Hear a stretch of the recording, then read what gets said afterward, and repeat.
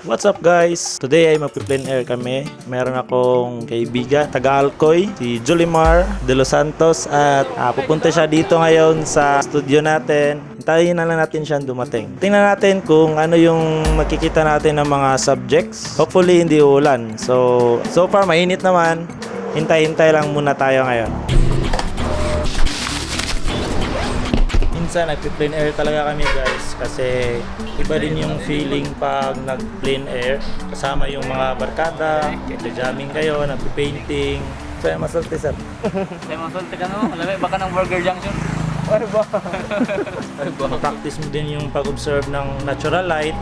Isa ring benefits pag nagpi-plein air is meron ka inspiration, pwede siya pang reference, inspiration sa mga upcoming projects mo. Yun, makakapag-exercise ka din. Of course, ma-practice mo yung painting skills mo. Maganda rin pag na-plein air ka kasi.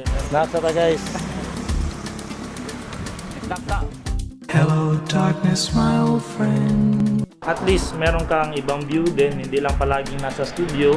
Kasi usually pag artist nasa studio lang lagi. So at least mag-plein air tayo sometimes para naman hindi boring yung magiging artist natin. Yo, batoy.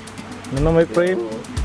Same time makakonect ka sa mga friends mo, sa mga co-artist mo din na mahilig mag-plein air at saka mahilig sa arts.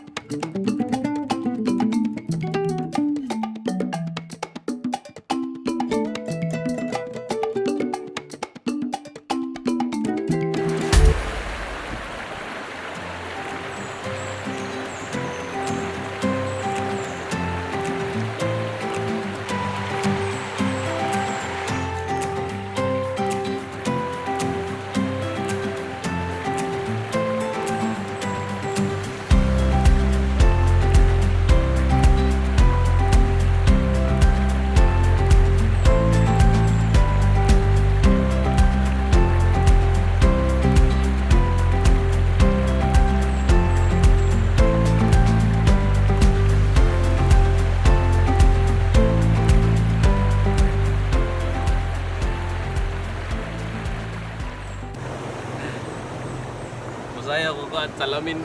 Hiwa-hiwa dan salamin kegandanya